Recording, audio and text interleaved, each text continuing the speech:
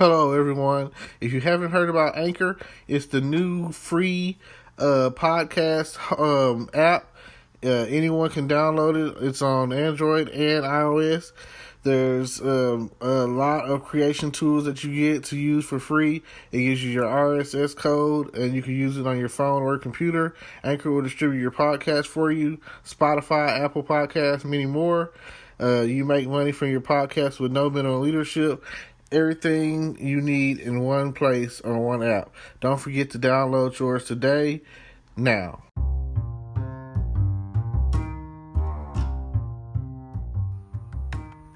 Good morning, podcast world. It is 10/25/2020. That's October 25th, 2020, and it's 8 a.m. I'm looking forward to some morning motivation. And today I'm going to talk about the presidential election that just took place, the last one before the upcoming election of 2020. All I can tell you is get out there and vote. Trump or Biden, Republican, Democrat, red or blue, all of that. Whatever you're looking towards getting out of this, hopefully you get it. Now, all the debates, I only half watched it because they were kind of trash, and the vice president election was interesting because people could not stop talking about the fly that landed on Pence's head. And the thing they kept saying about it was flies only land on things that don't smell good. Just think about it like that. So they were saying like he must have really stunk up a storm for that fly to continuously want to buzz and land on his head that way. And then in the presidential election, the presidential debate, you have they're saying that they're going to cut the mics off. They did not, boy. So even these people that's controlling the debate are lying to you. What is there ever a point in time do you feel like they are so lying to me? Like, they know that they're not going to have a cure. They know that they're not going to have a cure in time for the election. They know that they're probably not trying to pass this money, the stimulus money out until right before the election to gain votes. Like, they know. They have ace in the hole is how they feel. They feel like the stuff that they're doing is a strategy to win this election. And for them to win the election, it's like more money in the bank. No matter what you think, it's always about the green. It's always about the money. It's always about how is this going to benefit me? You know, I don't ever feel like in politics that they are just honestly God trying to help us bottom feeders, us poor folk, us folks who are in the recession, in the front line of the recession, that don't have a job or who aren't able to work because of the pandemic or for whatever reason is going on, you know, that then at this point, you never know what's going to happen tomorrow because there's a COVID-19. Next year, you have COVID-20. All right, what's going on? It seems like every census year, every 10 years, every decade, it seems like every year that there's an election, especially, there's always a bunch of misdirection going on. And you never really know what's going to happen until January 21st. Because that's when the powers trade over. So until then, until the inauguration, you're still stuck with the guy that's doing you wrong. You know? So if things don't go Trump's way, I feel like he's going to be one of those kids that say, give me my ball, I'm going home. And everybody, knowing that everyone at the playground is playing with this basketball, but it's his basketball, he's going to take up his ball and leave. You know, he's not going to give a crap about us. He's not going to care about who's still playing the game. He's only going to be concerned about what's his and what he's supposed to get out of it. And hey, tough titty is how they're going to do it. So I feel that that's what's going to happen. I feel like if Trump, and even if Trump does get his way, he's going to be like, well, you didn't believe in me. You didn't say that I think that I can win this. And I told you what I was going to do, or I told you in my tweets what I was going to have, or what's going to happen, you know. You know, I barely won. Just like when he went to Erie, Pennsylvania, and was saying, I was so far up in the polls earlier this year, before the pandemic, that I had no plans of coming to Pennsylvania. I had this thing won, but now I'm not so sure. Because you can see that right there. I mean, that's honesty. I'll give it that. But it's not the right kind of honesty. It's like saying, I only care about your vote. Vote me, F you. That's how it seems. So I will feel better once the stimulus package is released and passed, and people are, they put a band-aid on a gaping artery or wound and thinking that's going to be doing something when it's really not.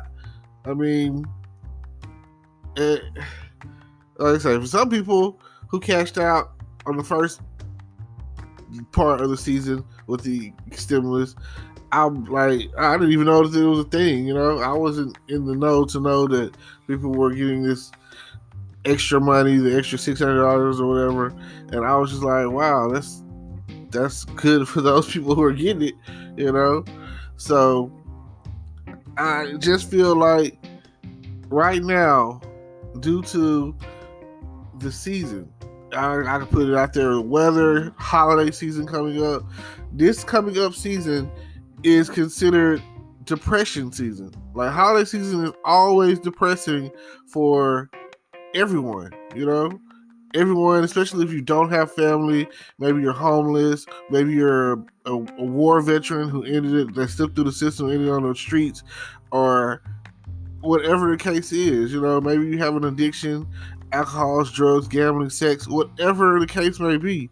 Like, whatever reason that you slipped through the cracks and you ended up on the streets and the things going, your life is going the way it's going, I'm sorry. I don't understand it. I have family, and if I didn't have family, I don't know where I would be to this day if it wasn't for the family that's held me strong. Like, when people be like, oh, I lost my mother, I don't know that feeling right now, So thank God, So I'm sorry to all those who have gone through whatever they're going through, and just hopefully that the choices that the government makes supports and helps you to get back on your feet if you've been dealing with your high rent somewhere in California or somewhere in Chicago or somewhere in New York or somewhere in Florida, anywhere in Florida for that matter, or California. So, I mean, I'm in Texas, and it's a struggle here, and we have some of the best real estate in the country. Like, when I have friends that are in college that used to come to Texas or whatever and see how the prices were different. Like, in California, gas prices for a regular unleaded could go up to $5 a gallon. I've seen it with my own eyes. I've taken pictures of it. That's why a lot of people don't drive cars. That's why it's cheaper to take the bus. Why would I not take the bus if I have to pay $5 a gallon and my car is only giving me about 13, 14 miles a gallon, Hey, if you got a hybrid or something, it might be giving you 20-something miles a gallon. But either way, that's still, like, think about that. That is like a lot. And then if you don't have a good paying career or job or anything, like, you stuck. Like, I couldn't live in California unless I was rich. I always had this thing thinking, if you stayed in California, oh, you must got money, because that's Hollywood.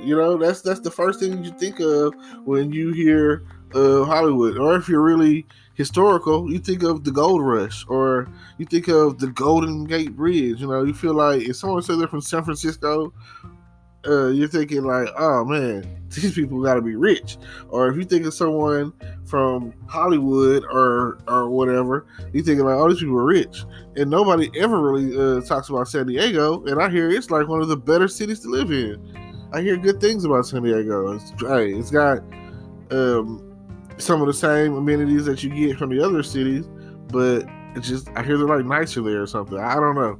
And I've never been to San Diego. I have been to the Bay Area and the Los Angeles area.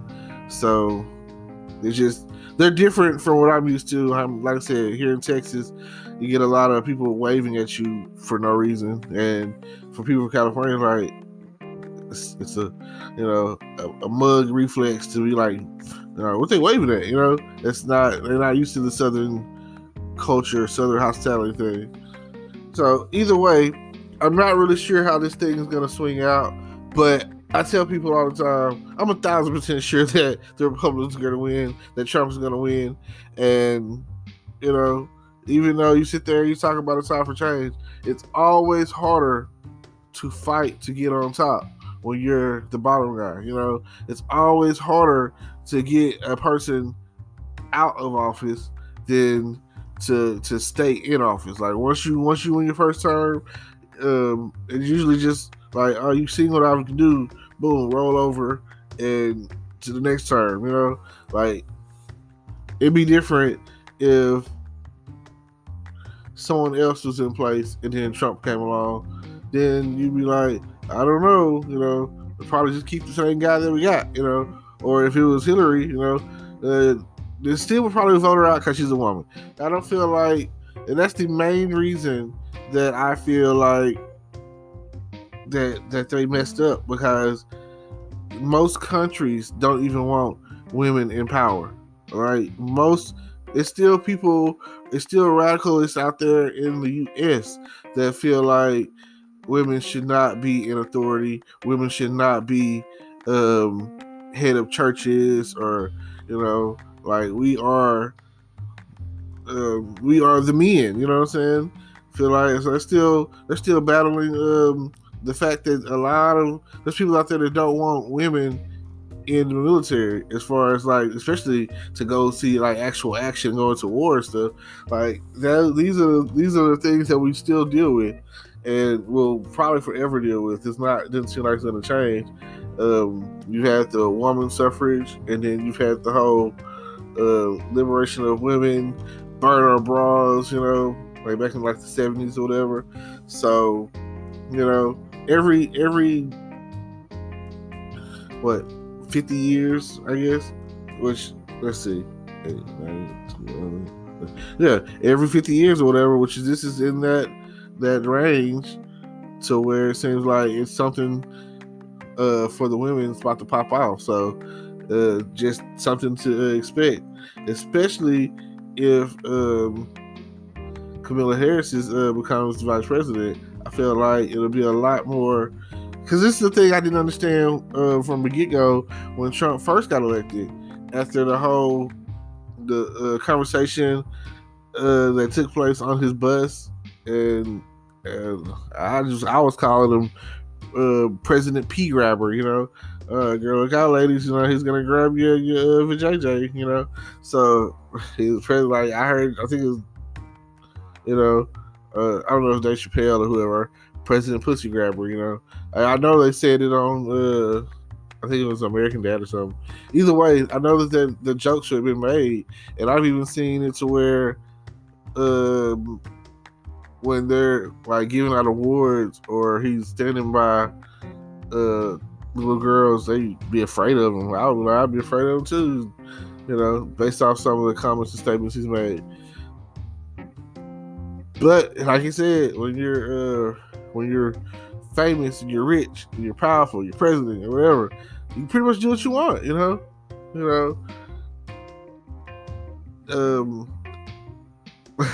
like I know Family Guy made fun of it. That's where I heard about it, and then I seen them do the joke, talking about some locker room talk, and when he was talking on his bus or whatever, it got recorded, and that's where it all came from. And I was like, that's real. Some people were like, that's a real conversation, and that came out well on before the actual election hit back in 2016. So I was like, I can't believe that they voted for this guy. It's like saying that no one that voted for him has any respect for women. And I have nothing to say either for or against that, because if that's the way you feel, that's just the way you feel, you know? Like, you literally have no respect for women, especially coming out of Barack's term and his 2 terms, and having 2 daughters growing up in the White House. And now look at them, as beautiful as ever. Having a beautiful wife like Michelle, strong, beautiful wife. I feel like Michelle could do anything. And like, if they start talking about it right now, Michelle 2024, she's already won because of who she is. Like, her character, her integrity, her just, her strength, everything about her is like, you are winning if you find a woman like that. She is like, when people be like, oh man, they talk about, at one point they was talking about, back in the day, they was like Oprah, and they talk about Beyonce, and all of this. They all these key factors or whatever are powerful, beautiful women who people have supported throughout the years. But I feel like Michelle is hands down it. I feel like over time, like, again, her daughters basically grew up in the White House, and over the next so many years, they'll be, sought after, I guess is the word I'll use, and whoever is lucky to I'm saying marry them, date them, marry them, or whatever. You gotta be looking at it like, I'm the luckiest guy in the world. You know what I'm saying? Your mama is Michelle, so I know that you have good home training. I know that you grew up a certain way compared to what a lot of people portray us to be, or a lot of people are used to getting. You getting the best of both worlds, And yeah, I mean, I can't say that about some of the past presidents, like Bush's daughters. I can't say that, I can't say that about Clinton's daughter, you know what I'm saying? I can't say that. I can't say that about well, I'm gonna just go that far back, because that's when I kind of first started following politics. Clinton, and the reason I first started following politics was like Animaniacs. I mean, by that point in time, I was in social studies, so it's just a matter of age. It's a matter of what you're being taught at a certain age. So, like, my 6th grade year, they had like a mock election, and they were asking, and my social studies teacher at the time was wanting to know who people would vote for. And there's another, it was a black guy, Republican, Alan Keyes. He's probably still in politics. He's probably still out there somewhere. And people were voting for him. Didn't know anything about him, the fact that he was black. So I know that that's a factor, and I understood, back then. But I still voted for Bill Clinton back then, because I felt like he was the truth. He was really, like, he did a good job, regardless of what was happening in the Oval, Little Oval, regardless of what was happening or whatever at that point in time, which still, in my world, made him so much cooler. I don't care what nobody says. Like, Democratic presidents are so much cooler. Oh my gosh. Like, Kennedy. Like, and it wasn't until college that my favorite president popped on the scene that I was aware of, and that was Roosevelt. FDR. And his slogan was a chicken in every pot. And like I say, if a president were to say that right now, I'd vote for him. That is like the coolest thing. Especially, you got to look at what was happening at the time. That was a time of during the Great Depression where that nobody was getting food, nobody was eating. You know, they had like soup lines and chow lines, and you know, and like war was going on, and all of this stuff was happening. Like it was at that time or whatever. You know, the Holocaust was taking place at the time. So you have to think about what was going on in the world to where the phrase "a chicken in every pot" was so empowered, like had such an impact. And I'll say it like this: the last thing is, he was a cripple. He was in a wheelchair, you know, and that right there lets you know, like, that's a powerful thing to think about. If this guy who couldn't really walk could run the country so well, what can you do if it's in your hands? And you know, some years later, that's exactly what we got called for. What can you do for our country, JFK?